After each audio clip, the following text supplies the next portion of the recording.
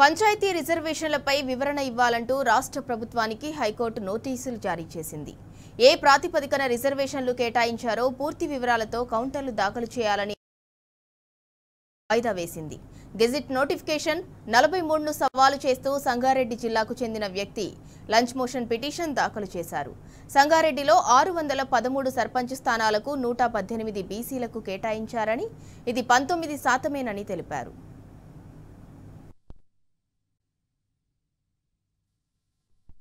నాగర్ కర్నూల్ జిల్లా వెల్దండ మండలం తిమినోనిపల్లితో పాటు అన్ని జీపీల్లో బీసీలకు అన్యాయం జరిగిందని ఆరోపిస్తూ గండికోట రాజు హైకోర్టులో పిటిషన్ వేశారు.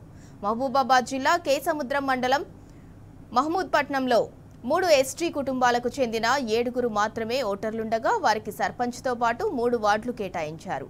దీంతో రిజర్వేషన్లు మార్చాలని గ్రామస్తులు హైకోర్టును ఆశ్రయించారు.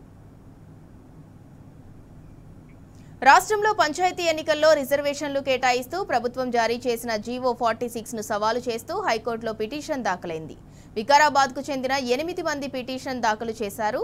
ఏ ప్రాతిపదికన ఎస్సీ, ఎస్టీ, బీసీ రిజర్వేషన్లు కేటాయించారన్న దానిపై స్పష్టత లేదని వారు ఆరోపించారు.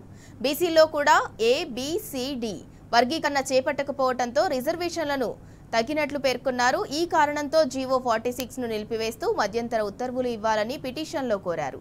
ఈ పిటిషన్ ఇవాళ విచారణకు వచ్చే అవకాశం ఉంది.